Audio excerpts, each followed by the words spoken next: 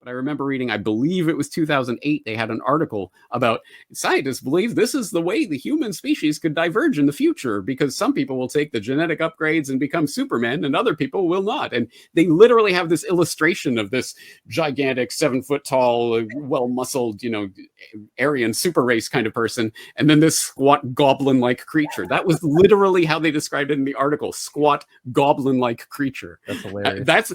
That's BBC News is talking about this. I mean, it's fun to laugh at, but think about the implications.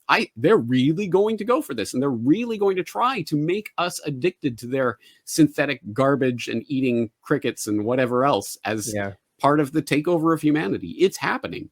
And you could point out whether or not, and I agree with you, but even if there was not, like, even if this was just presented to the population, here is something that we offer, but it's expensive, that would become itself anyway. Only the rich could afford it, and only their families would, and so on. And you would eventually just diverge into different races. I mean, that's a foregone conclusion if that happens, because that's just genetic engineering.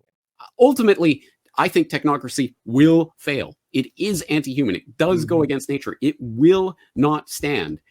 Unfortunately, that it will cause a whole lot of pain before I think it falls, but it will fall.